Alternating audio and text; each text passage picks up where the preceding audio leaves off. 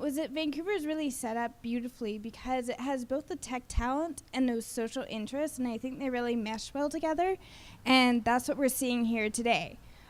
So for those of you who don't know much about OpenData BC, in May 2012, we were formed as the OpenData BC Society, and we're entirely a grassroots society and focus on advocating for open data in BC. And all our board members, like with Net2Van, are all volunteer. We've got Sue as well with me here today on the board. So we all volunteer because we believe in what we're doing with open data. We believe in the value of it. We know that we need to continue to advocate for it, find excellent examples and celebrate excellent examples. And we especially want to focus on that in BC. So that's kind of what today is about. So I'm going to introduce our first speaker, panelist, who is Tom Ash from Charity Science. So excuse me while I use my paper. So Tom has worked for several nonprofits, most recently Vancouver-based Charity Science, which recommends and raises awareness of funds for the most cost-effective charities in the world. He comes from the UK and studied philosophy at Cambridge and then at Oxford, and then worked for Open Democracy and New Internationalists while also helping other organizations and campaigns. He's also worked as a web developer. So he's got a good combination of both that technical skill and that interest in open source and open data, and also social causes. So I'm going to introduce Tom. Thank you.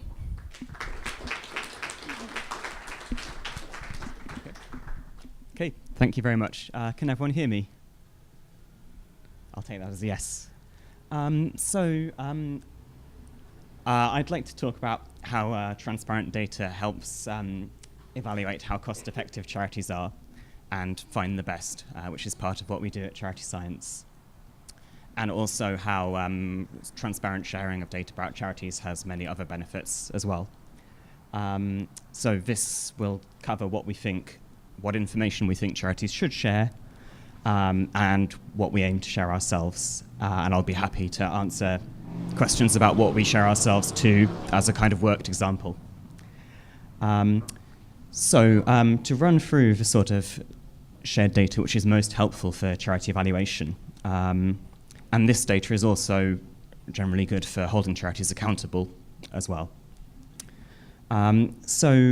We at Charity Science use a evaluator called GiveWell, which is based in San Francisco, and their mission is just to find the most cost-effective charities in the world, the ones where if you give $100 to them, they'll do the most good. And they're much better than, say, Charity Navigator or GuideStar and other charity directories that you might know, because they, unlike those, try to evaluate how much good is done rather than simply looking at metrics like overhead costs, which of course I'll be touching on. I have 5 minutes here, so I'm just going to give a short list of data and things which charities can share and comment briefly upon it. So the first and the most obvious sort, which I'm sure will be in many of your minds when you think about information that charities can share, is financials. And of course that's an important thing to share. Obviously, there are many different forms in which that can take. You could do a pure dump of your accounts and your spending, or if you have project-based accounting, which ties spending to particular projects and activities, you can evaluate which are doing the most good. And in addition, often a major cost will be staff time, and there's one way in which you could just present that as like a raw, undifferentiated dump, but if you have people track the time that they're spending and assign staff time to different projects, then that's obviously what's useful for evaluating how much good those projects do. And this is something we've ourselves tried to do, so we always publish our full spending records, and at least historically we've tracked our time to the hour and tried to share that. Then another sort of data or information which is useful is internal monitoring and evaluation by the charities of how well their programs are functioning and the good that they're doing. And obviously for the charity evaluators and for the general public, if they share their internal impact assessments, that's highly useful. Then next on the list would be records of the different actions that the charities are taking, so the on-the-ground actions they take to implement their interventions, such as distributing bed nets to prevent malaria, distributing medicine, distributing meals to the homeless, and such like.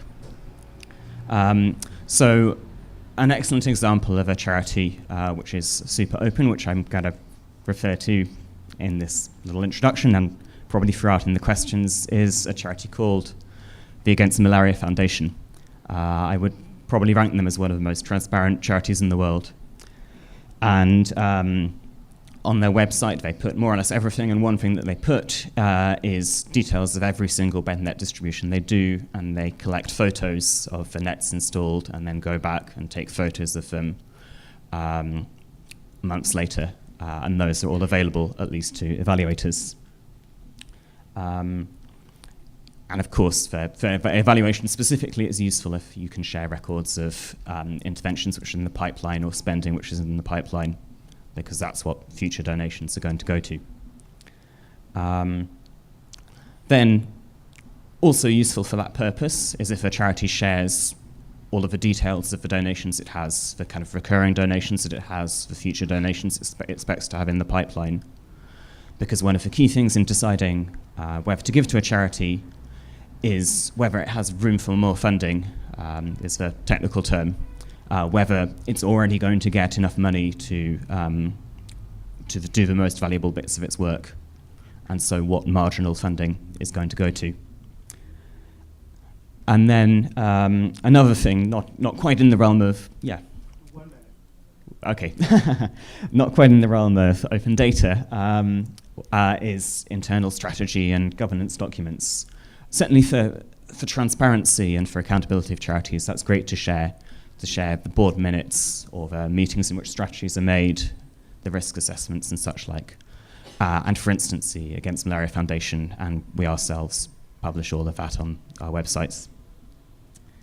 So just to wrap up, I'll say that quantitative data, which I imagine is the kind of typical case for OpenData BC, is particularly valuable, because any good evaluation of what charity does the most good is going to be partly quantitative. And the evaluations of GiveWell are particularly so. And I'll just conclude in the final 30 seconds by zooming out from the data itself to say why enabling evaluations of this sort is really valuable. It's because, contrary to what you might think, you can actually rank charities in some sense, roughly and imprecisely, and with high uncertainty, but it's better than nothing. And it turns out that some charities do hundreds or even thousands of times much good as others, and that's a really important thing to find out. And if you'd like more information about that, you can visit our website, and I believe a sign-up sheet for our monthly newsletter will get passed around at some point over the course of this session. So I'll hand it on to, I guess, Gillian. So I should just note that we're going to have room for questions for all the panelists after they've each kind of done their demos or discussions of what they do, and we'll have some panel questions. So following that, we're going to open it up to the audience in case you have questions. Save them for a little bit. So next I'm going to introduce David Vogt.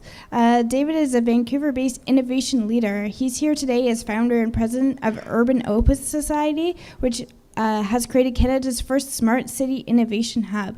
Urban Opus pioneers a public interface for data, the ways by which people consuming and creating data will co-create the quality of life and prosperity of cities.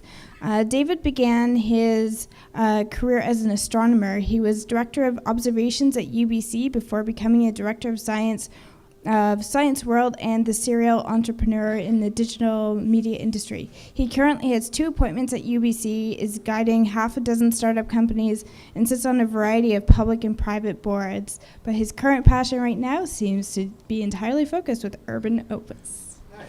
I should also mention he held an awesome hackathon at the same time as we did on International Open Data Day. So for those of you who don't know, Vancouver had a total of 3 different hackathons happening on one day, which is pretty awesome.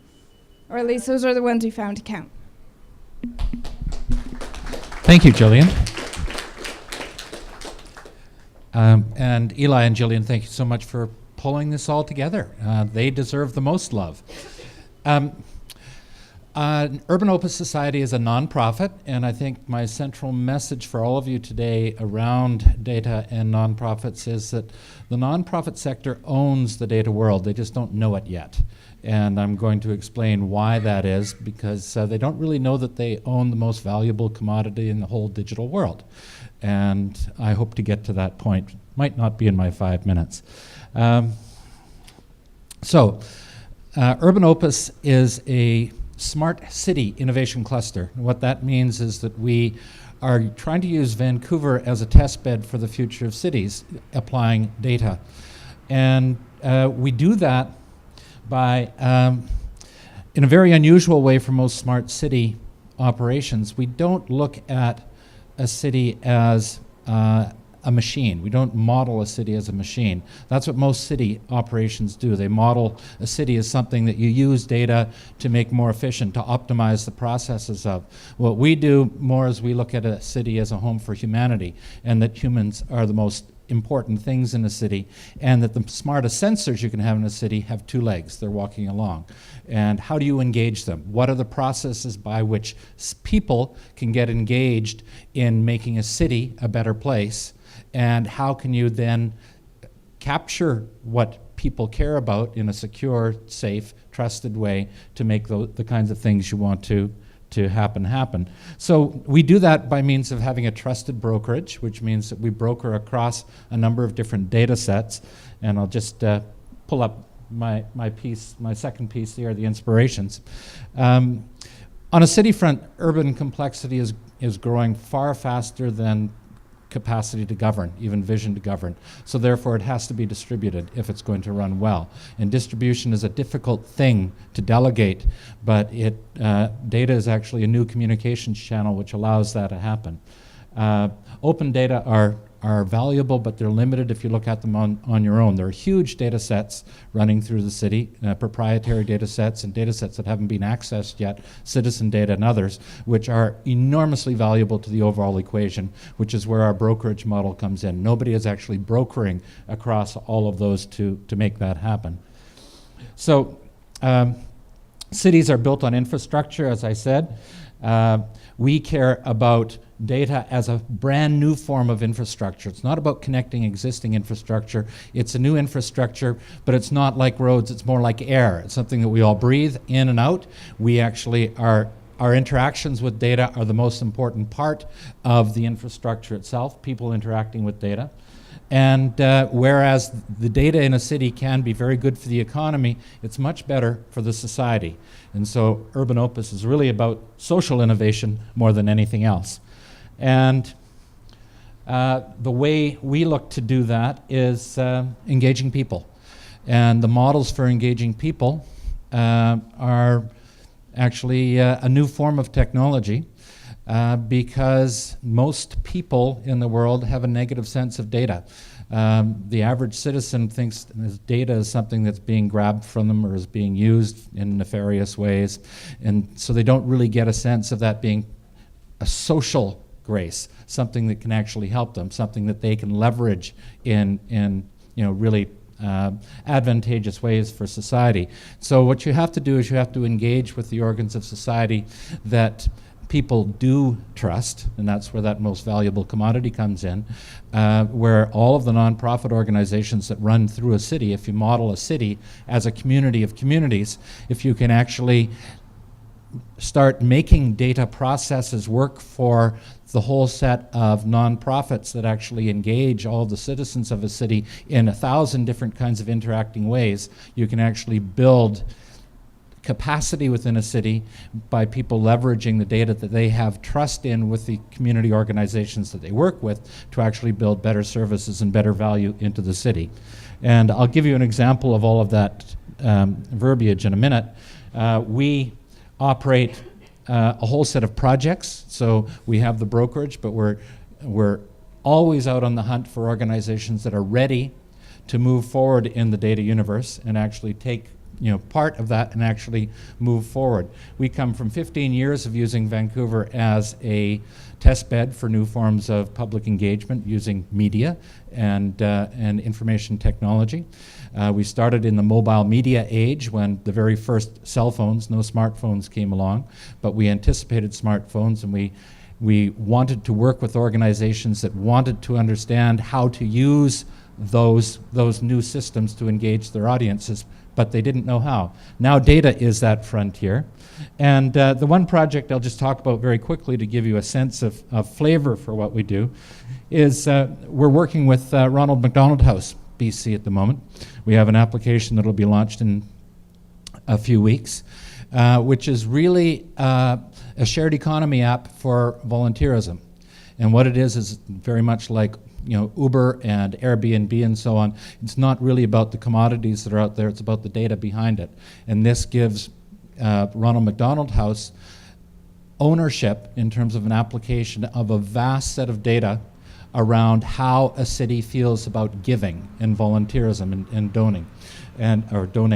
And so what we can do by building applications for organizations that don't know how to do it themselves, we bring in all of the assets to make that happen, is we can make them players in the data game. If you want more information, I'll be delighted to chat about it. I'm David at Urban Opus. Thank you.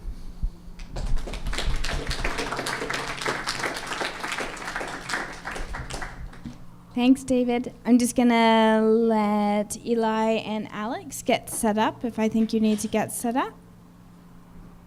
And I'll just introduce Alex while they're connecting up. So Alex Jurgensen and guide dog Xandra, if you can see her right here, she's pretty adorable. So Alex is a Chief Technology Officer at Accessibility Hound, a small accessibility-oriented startup based in sunny Bowen Island, British Columbia. He's lucky. He and his guide dog Xandra also serve on the Community Coordinator Committee at Camp Bowen, a long-running program that has been supporting the visually impaired community since the early 1960s. Most recently, he has begun spearheading the attempt to unify the various Canadian blindness services under one banner. This initiative has led him to be deeply involved with OpenData. While he believes in freedom of expression and the need for many organizations to serve their community effectively, he recognizes the need for sharing data where appropriate. Outside of work, he enjoys reading, writing, digital arts projects, and above all, long FaceTime calls with his two best friends. All right. Thank you.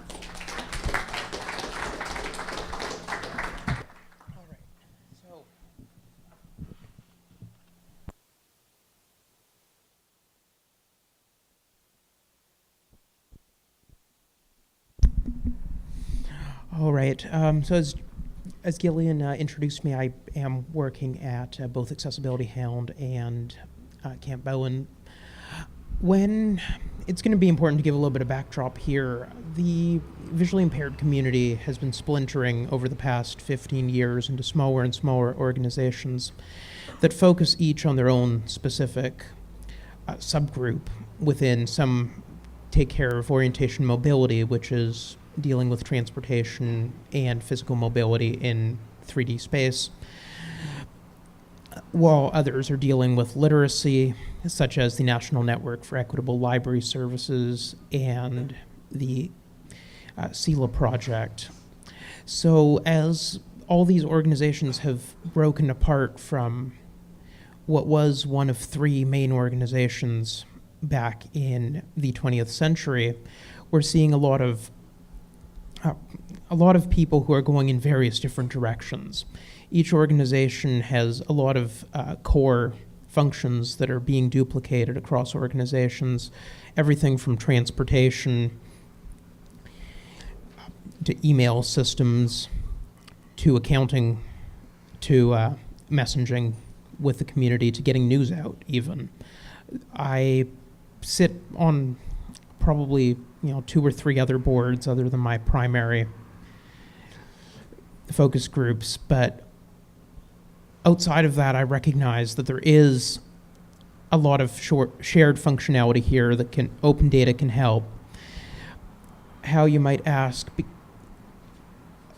Take, for example, last year I filled in no fewer than 5 application forms for membership of organizations. Coming away from that, we felt, why can't we unify memberships and communication so that nonprofits can deal more with focusing on their mission instead of on all the technical details. So the result of that is the Canadian Blindness Services platform, which is a full communication stack. All communications are logged, which creates a very vast data set for us to pull from. We also have a shared membership center, which allows people to fill in membership forms in one place and then choose with what organizations they want to share their data. It's granular enough that if you want to share with one organization just your phone number, you can. What this has all led to is our first initiative, which we're launching today. You guys are the very first to actually see the new identification cards that are going out. This is what I've got up on the projector is our new identification card.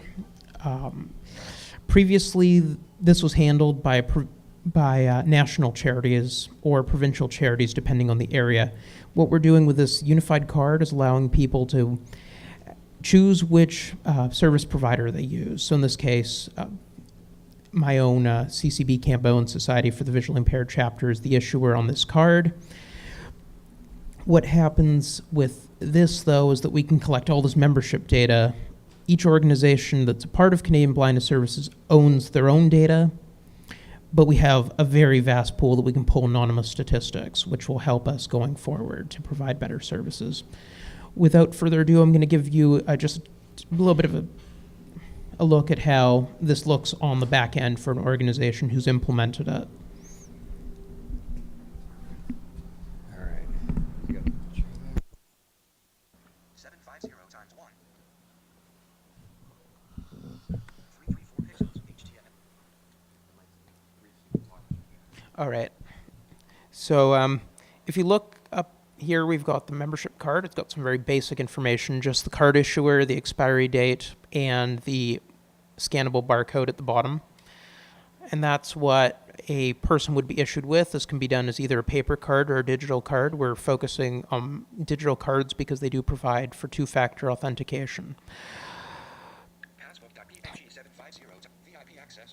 So here's the interface that a service provider such as ourselves at Camp Bowen use. So I'm going to go ahead and enter the.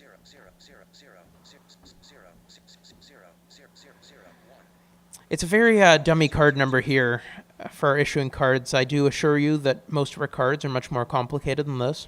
So I'm going to go ahead, pick ours.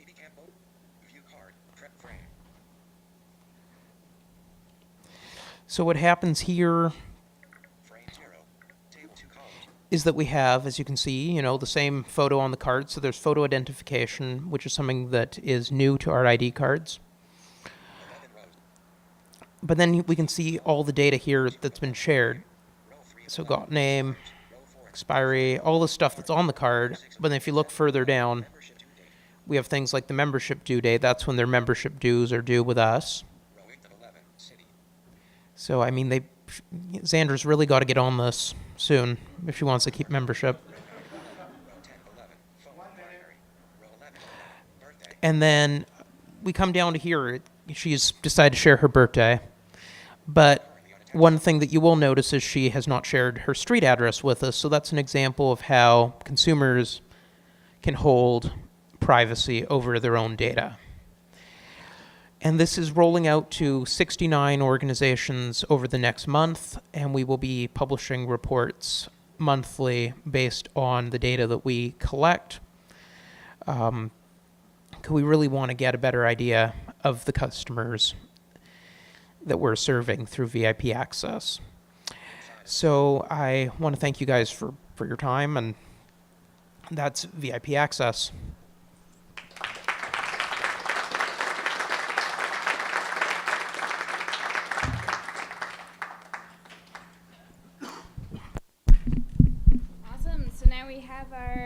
fun, random panel questions. A few of these panelists wanted the questions beforehand, so I gave them 16 different options, and they don't know which ones they're going to get.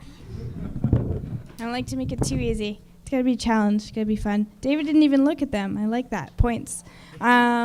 So first question, and how we're going to do this is whoever wants to answer first can answer first, but we'll get all three of you, if you like, to provide a response to each question, and then afterwards we're going to open it up to overall questions. So first question. Oh, I got to make sure I'm not in the Meerkat stream.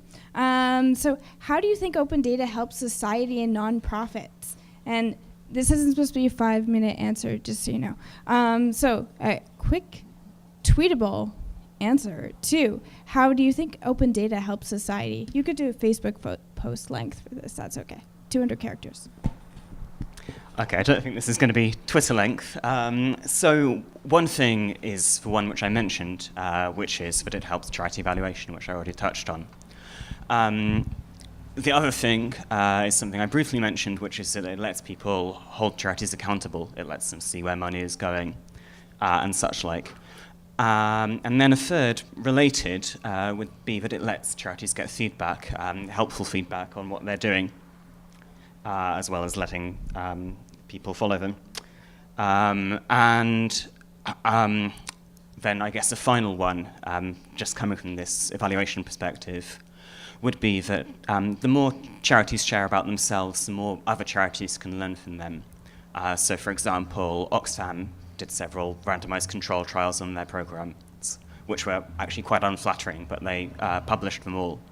And that has already affected what programs other charities are running. From my perspective, we haven't seen yet how society will benefit most from data of all kinds, including open data as the foundation. And I use the sense of it's kind of like air. It is something that we are going to learn to breathe in and out, but I'll use another kind of analogy. I believe that data within the next decade will become the most prevalent and most impactful communication channel that humanity has ever created for itself. People to communities, people to things, as in the Internet of Things and beyond. And when you actually think about the implications of a communication channel with the generality and impact of that, society is in a very, very opportunistic place.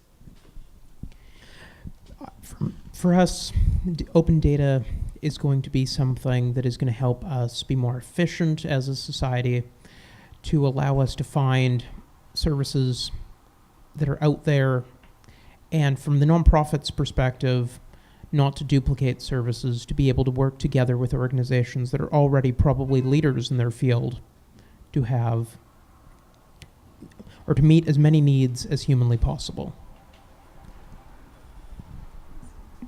Awesome, thank you. Question number 2, how can nonprofits use open data to guide their programs or possibly grant writing?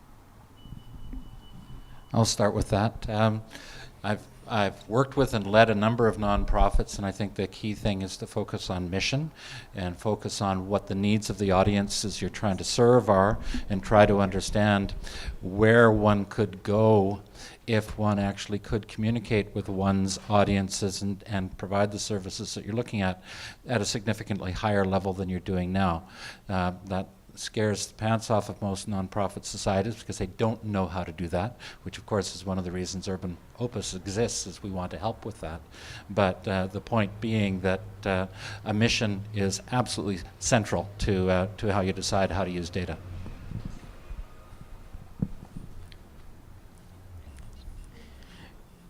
To follow on David there, communication is key between donors and nonprofits, between nonprofits and the clientele that they're attempting to reach.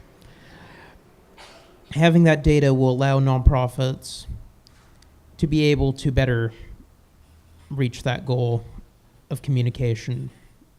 We're not in the days of emails being sufficient necessarily, or random cold call telemarketing. It's using all this data to find out where are people at. Are they on Twitter? Are they on Facebook? How can we best communicate with them? What's their preference for communication?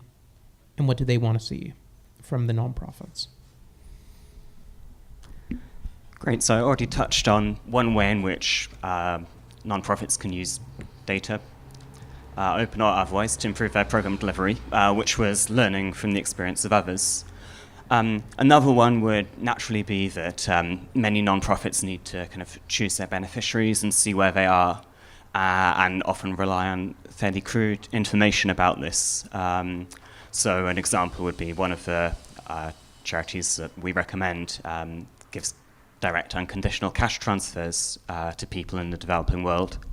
And the way that they identify the poorest people there is just through satellite photography to see whether they have thatched roofs or not.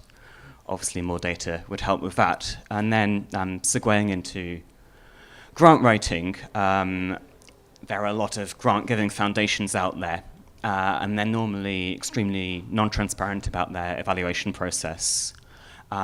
Yet they've done a lot of kind of research to pick charities. If they could share that, that would obviously be extremely helpful. Awesome. Next question is there any data you would like to get access to that is not currently open data, and how would you use it? David, you look like you want to go first there. You raise your eyebrows. Well, Urban Opus is really about accessing data that doesn't exist yet, meaning how do you engage citizens and community groups to actually speak, to communicate using the data that represent them, and to then tell stories with that data which inform the broader community. We intend to make those open in the sense that the metadata and the stories, without any of the kind of personal details, will be the things that kind of drive the community. So yes, I have huge desires to access lots of forms of data that don't exist yet, as well as some data that exist but we don't have access to, which are all of the proprietary data sets that exist in the corporate world and others, where they don't really have reason and they're actually very scared to start sharing that in the ways they could. David said it so eloquently, I'm not sure that I can add very much to that. We are very much about creating the data, and I will add that we are looking at making that openly available as well. Excellent. That's what we like to hear. So my answer is relatively simple. It's basically what we would like to see is what I ran through in my initial presentation. And I'll say that most charities in fact, are fairly poor on that. We generally find charities to be pretty non-transparent. Awesome. So what do you like best about using open data? What's your favorite thing about it?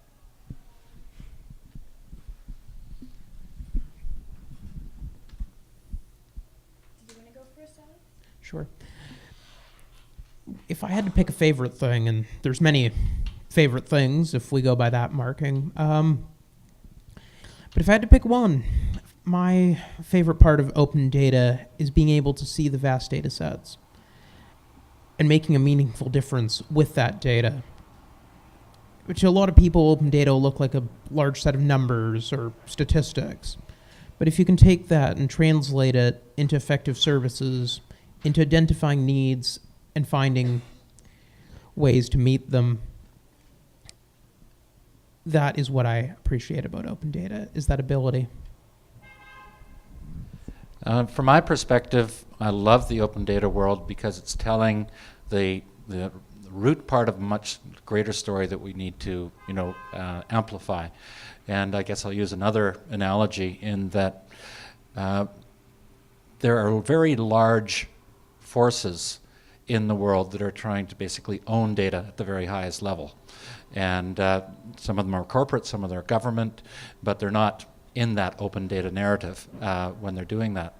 And it's quite possible that within the next decade, the data world could become like the telephony world, whereby the whole game is owned by 3 or 4 corporations and is being fought over by governments. And all of the marketing, all of the trading, all of the other kinds of things is owned in hands away from the people. Open data is a wonderful way of telling the story that the data belong at the ground level with the people. We have to amplify that story. So besides what I mentioned, the monitoring and evaluation information, if charities share it, can be extremely interesting, and it can it can also suggest new actions. Sometimes they'll be tracking some of the things that we most care about. So for instance, the unconditional cash transfer charity that I mentioned does follow-up surveys which ask people in the third world about their self-reported happiness, very kind of long surveys looking at all sorts of things, measuring their stress hormone levels and such like. And quite apart from seeing the impact that that charity's having, that can be quite interesting. This might be sort of a related question, but how could publishers of open data do a better job, in your opinion?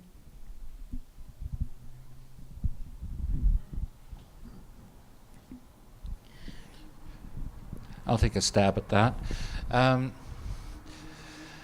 again, I'm going to use a metaphor that may not be appropriate, so jump on me for it. But publishing open data without taking ownership of what its impact could be in society, meaning to actually actively work with the organs in society that could use it well, is kind of like, having children and not looking after them. You can push all of that out, but to push all of that out and expect something magical to happen with it is really not quite fair, really not quite what society needs. I think the people that put open data out should take some responsibility for understanding its value and to take some ownership participation in realizing its value in the world. Coming at it from a different angle, the open data world is much like the open source world. Documentation is key. Without proper documentation, sifting through open data and making anything useful out of it is a daunting task that can quite often lead to people just simply not using the data or spending a lot of resources understanding data that could have been made clearer in the beginning. Okay, so as Alex just said, I suppose there are two big things that nonprofits can do. One is just the amount of data that they share, and the other is the way in which they present it. I think for our specific purpose of charity evaluation, what's most lacking is just the amount of data that people share. Even if it were shared in a raw form, then other people could process it. And then the second thing I'd say is that it's highly valuable if charities actually track and share the ultimate good that their intervention is doing, as in the example of the cash transfers, which I mentioned, where they track the impact on people's happiness. Very often charities will only track intermediate metrics, say the number of packs that they distribute, without tracking the amount of good that does. Excellent. So last question for tonight. What would you say to other nonprofits who are interested in open data but not using it yet? What's your advice for getting started? Shall I go first? I guess the main advice I'd give would be to just do it, not to let the perfect be the enemy of the good. And as I say, release what you have to hand, often in the form in which you have it, because that will be useful, and then you can see the level of uptake that you'll get. And to release stuff in raw spreadsheets naturally, if possible. I'd give two pieces. One, to make sure that it's done in accordance with not just provincial privacy and federal privacy laws, but also with what the beneficiaries are comfortable with as well. Now, the second piece of advice that I would give is to find a mentor who's already doing open data and see what you can learn from them. Even if that's joining a group like Open Data BC, or I suppose the other form it could take is just a nonprofit that is already expounding on how much open data they publish. I guess the way I'd answer that is that I have enough gray hairs that I can remember when the same question was asked of nonprofits: why should I have a website? And why should I use social media? And why should I have a mobile app or anything like that? It's exactly the same issue, which is, do you want to be servicing the communities that need you, or do you not? And you have to recognize now that, again, data are becoming a fundamental communications channel. And in my humble opinion, this is going to be the most important communication channel ever. So get in the game. You've got to learn. It's hard, but you've got to learn. Awesome. Thank you so much for all your input. And I want to open up to the group here for questions. Hopefully you can talk loud enough that they'll hear you. In fact, what we might do is we will repeat that question in shortened form so the rest of you can hear. So just a question for the panel then. Obviously now as we move toward being more ROI driven, do you have any data on ROI for non-profit open data initiatives so that as we're going to our executive directors to say, hey, we should be doing this, we can say, and here is the benefit? Cool. The question is basically prove it. What's the ROI? Who has numbers on that? I mean, so I'll just speak to that very narrowly. Again, from the perspective of charity evaluation, a recommendation from a charity evaluator can bring in tens of millions of dollars. So if that's what you're in the running for, that's a pretty clear ROI. That's obviously looking at it from a narrow angle. Some of the other benefits that I mentioned would be inherently harder to quantify. I don't know if some of the other panel would like to comment on that. All right, so we've certainly seen a return on the investment that we put into open data, because a lot of the work that we do with the various organizations has led to us gaining more data, and we in turn can take that data and use it to apply for funding grants and other forms of funding. As was said by several of the other panelists, it's about telling a story, using the data to tell a story.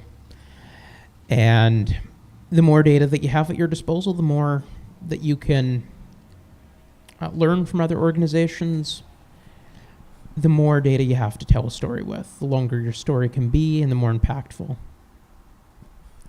My quick answer to that is no, I can't prove the ROI, but again, using my gray hair as a weapon, there was no way you could actually immediately demonstrate cash flow or revenue coming from a website or coming from social media necessarily, or coming from, setting up a mobile app. Data are different.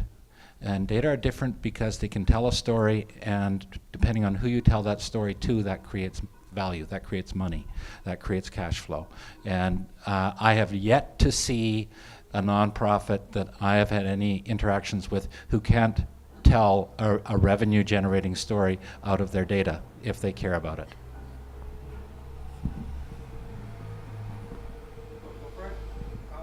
With regards to sharing data with your wider community and your donors, how do you combat information fatigue within society if an organization, nonprofit, is collecting all this data, and when you're trying to accomplish this to sort of put it out there, how do you try and sort of combat people being overwhelmed with all of this information? So I think the comment in question is we could be drowned in data. We're actually all publishing and producing huge amounts of it. How do we sort of make sure that we don't overwhelm our audiences? So one thing is that people don't have to read literally all of the data that comes out. It's often quite important just for them to know that it's there and for them to be able to check specific things that they want to, and to know that others will do so. To some extent, you can outsource this. This is what I was getting at with accountability.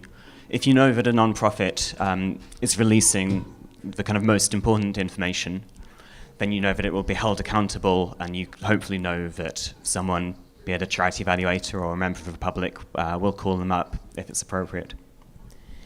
I think the long and short of it is that when telling your data story, keep the data succinct. Don't have to share, as Tom said, all the data as long as it's available. But when you're telling your revenue generating story, make sure to keep the amount of data to a minimum, just enough to tell the story succinctly. All I can add to that is make sure it is a story. People don't naturally want to read graphs. They don't naturally want to read numbers. Those are trained kind of readings.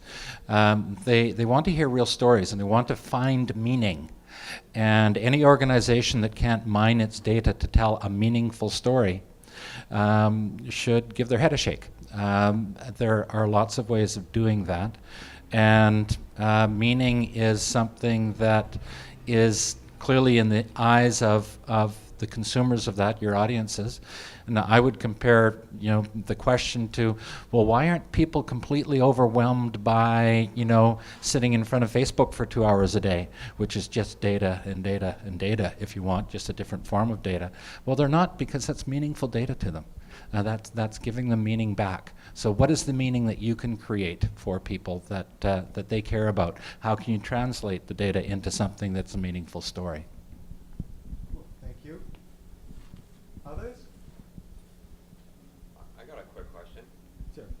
So, I'll take the mic. So my question is, and a little bit more particular to Alex, some of your work. So this new open data initiative that you're doing is being used by 69 nonprofits, I think you said. Like, how do you start to build that sort of level of engagement with stakeholders, especially in the community that you mentioned earlier? It was fracturing and kind of splitting into smaller organizations. Like, what were the first steps to actually get these organizations to agree to collaborate together in such a large initiative? Okay. So there is 72 in total, Chad. It's 69 that will be joined. 3 have joined so far, and 69 are in the contemplating stage to join within the next 2 weeks. So to answer your question, though, how did we begin to build that? We began by offering them things that we felt that we could do better by having it centralized, like the email system. It's entirely white labeled, so you'd never know that they're using ours. But it's not something that they had to go out and find for themselves.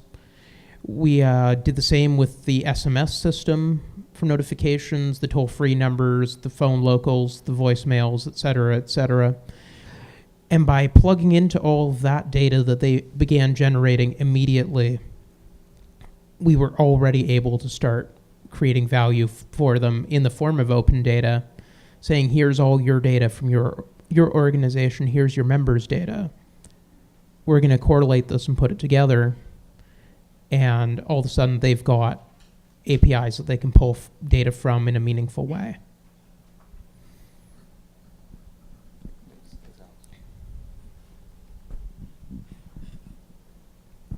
Sure, I've got a quick question, and it's totally your turn. So David, I really like that idea of talking about humans as two-legged sensors. And I want to talk a little bit about, like, so yes, we're out there, we're in the world. How do we actually, like, capture the insights and data that we're all collecting? Like, how do you actually practically bring it all together and make use of that? Because I'm out there at home and you have no idea what I'm doing. So how do you close that gap? Well, we're all walking around with what are, from a decade ago are the equivalent of a supercomputer, and those are in our pockets. And with an application on that, we can start sharing data under appropriate, business rules of trust and so on with the communities that we care about. And we can do that either passively, as in, the Fitbit kind of passive, which means that simply it's recording elements of your existence that you're willing to share for the right value proposition coming back to you. And it can be active, which is that you can say, well, I understand my role, this is part of my citizenship, or this is part of my participation, this is part of my identity to do this creation of data and sharing of data, whatever that may be. And so therefore it becomes a part of my social behavior, what defines my existence in society. And so two-legged sensors can be passive or they can be active, and they can be combinations of those. Can you give me a specific example of what that looks like? For instance, I'm here on my bicycle. I can put an app on my bicycle, on my smartphone, which aids the bicycle community because it can tell not only where I am and what routes I'm doing, but how bumpy the street is, how fast I'm going, all the rest of that. Right now, the Vancouver city is approaching a a crossroads on what it's doing for bikes, and you all know the bike lanes and so on has been controversial in Vancouver. And the only data that they've really had to make decisions is they have people with clipboards sitting at corners counting the number of cars that go by and the number of bikes go by. They don't have data around, well, where the bikes started and where they ended and what routes they're taking, and they can't use that. Now, if they found a way of engaging the broader, not just biking community, but transportation community and the overall active transportation piece, people would say, yes, I will put this application on my phone if I get enough value back in terms of my understanding of my participation in making transportation better in the city. That's one example. Eva, I think you asked my question, but just in a different way. I was wanting to, you're sitting in front of a board of directors and you're saying, do open data because, and what's the value proposition to them? And I think there's a meaningful case that I can take away and use as an example. And we've talked a lot about storytelling through data and about creating impact and meaning using data. And I was wondering if you could talk more about how nonprofits can do that. That seems to me the most important part. It's not just availability or sharing, but how people are analyzing and extracting meaning and using that to feel that we're in their goals. Right. So the question is to ask us some examples and guide us on how do we take this data and actually create meaning from it, to like do the storytelling. So for some of what I was talking about, which might not naturally be described as data, but for some of the monitoring and evaluation information, that story is already largely told for you. Often non-profits, if they're doing good evaluation, will go and talk to the people that they're serving and the people that they're helping. And they will have those kind of interviews written up or transcribed. And that's the story already wrapped up for you.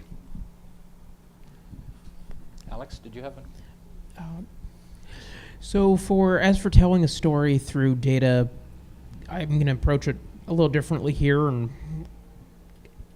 being able to take a lot of open data, whether it be the interviews that Tom mentioned, or just the hard facts and numbers of how many people are in the community that you're serving, that kind of information is invaluable when approaching funders. And not being just throwing a fact sheet at them and saying, well, here, with these many people we can serve. No, here's how it impacted one specific member of that community. And here's what we want to do for the rest of them as well. So it's being able to pull those examples out of there and make something that is an engaging presentation. I'll give an example. Is there anybody here representing the Vancouver Public Library system? Good, I'm going to slag them. Vancouver Public Library is a great example of an organization that hasn't learned how to play the open data game well yet.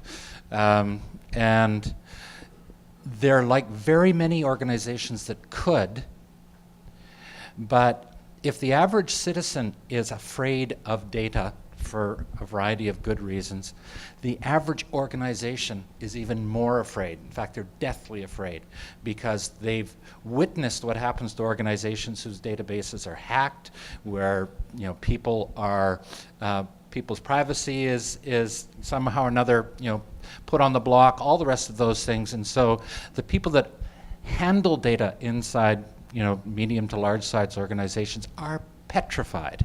And you can't talk to them about, well, here's a good thing you can do with their data because they are so afraid. That's a huge challenge for getting over. So getting back to my Vancouver Public Library, they have a wonderful storytelling piece. And some of my central message in answer to you is you just have to be creative about telling the story. So the piece for the Vancouver Public Library, in fact, the whole Metro Library region, which we're hoping to get off the ground later this year, is that they provide a wonderful service to the readers. Many of you are probably into that, which is you can book as many as 50 books a year through their system that you want to read, meaning that I want to read this book, and I'm putting a reserve on it, and it's all done in the background, and they'll pick it from whatever library it is, and they'll put you in rank order of who's going to read the book first, and go through that whole system. And finally, they'll send you a message that we're sending that book from this library over to your location, and you can pick it up and you can have it for a weekend. There's zero cost to it, and you can do that 50 times a year, and there's all kinds of bibliophiles who are having a wonderful life because of that. Now, if you look at that raw data, it's pretty boring. But if you actually turn it around and look at it from the point of view of the social life of a book in a city, and how books are moving between communities, and how some communities love gardening books and some communities love so on, you're not exposing a single person's privacy data. You're just turning the data around and telling a story that is of interest to everybody who reads. And you can make that live for people, and people will. It's kind of like when you go into a bookstore and you pick the columns of, well, the employees recommend this one. Well, what if your city is recommending these books just by the flow of narrative of reading through that? Wonderful richness of that data that can be mined, but it's not, and it's not out of fear. Not only can that data be mined, but we have a business model we're going to present to them where they're going to where they are going to be able to relieve their entire book buying budget by simply adopting a narrative around sharing books in a city. It's a huge moneymaker for them. So again, if you turn it around to being, how can you tell a creative story? How can you tell a meaningful story with what seems like just average data? It can turn around a real benefit.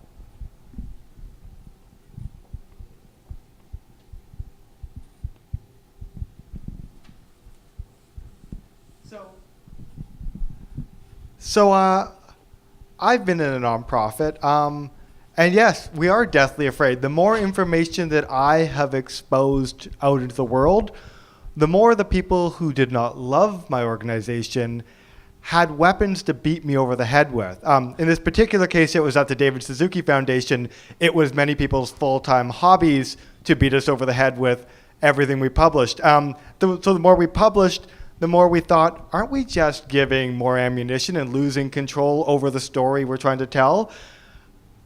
Obviously, you guys have found organizations who were open to that letting go of control.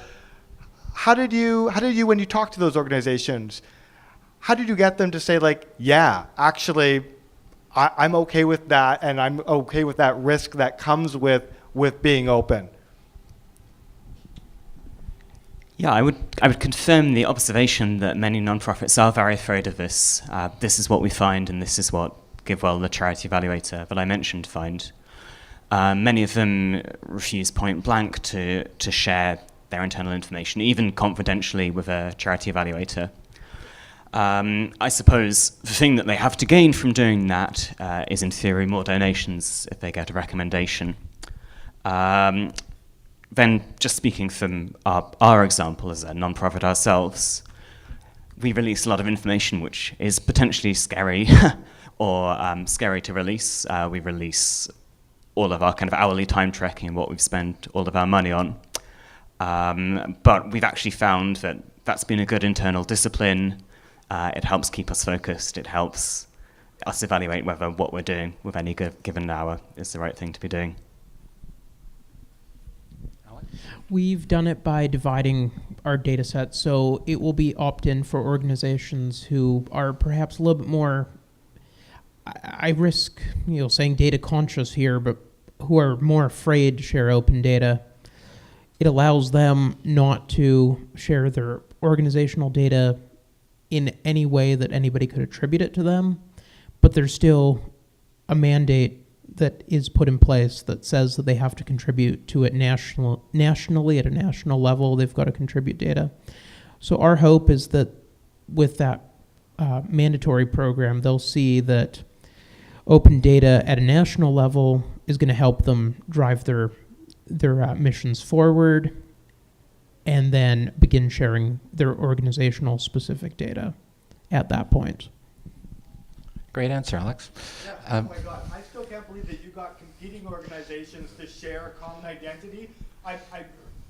I'm actually speechless about that. It's so crazy huge what you've done. Thank you. The way I would answer that, again, it's in a storytelling kind of context, is think about what happened to the internet when it moved from Web 1.0 to 2.0, where the major realization was that no matter how great a brochure you create, the brochure is much more meaningful if you let the brochure be told by the people that care about it. And so this isn't about an organization telling a story about their data. It's about opening a conversation with the people that care about them, about their data, and allowing the people that they serve to participate in that conversation, which will continually enrich the data and enrich the story, and enrich it in a way that it's impossible, if you handle it right, for that story to be, stolen by somebody else or used against you, because it has the authenticity of the participants of your community that care about you in it. That can't be besmirched or taken away from you. Love the approach. Sure, let's take one last one in the back. How important is data validation in this context? Talk to me about data validation. I don't even know what that means.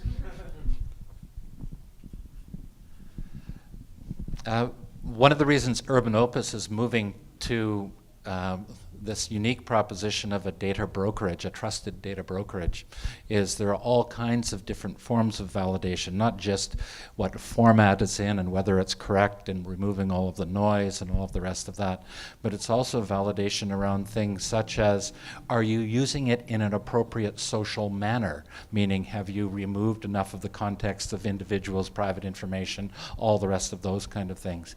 And those are really difficult things for any individual organization to realize. Hence the fact that most of them look at their data as something that they protect and they don't let out, and they don't even really know how to do the enterprise intelligence analysis of what it means to them. And so data validation is hugely important. And again, part of the services, part of the choreography we need to learn, before data can become, a real channel, is everybody understanding how to do that, individually and collectively. To follow on what David said, I think another part of data validation is giving the consumers control over what data is shared and what data is made available in public open data sets, but also beginning that dialogue and changing some of those no's, we don't want to share, say, gender, to yes, we do want to share it because we understand that you are representing to us, that you will validate that you have done your privacy due diligence and are sharing it in an anonymous fashion. So that's pretty much how I see it. I don't really have anything to add, so I'll pass on the question. Fabulous. Well, again, thank you so much. It's really great to have the three of you sharing your perspectives here. Ladies and gentlemen, give it up for these great people.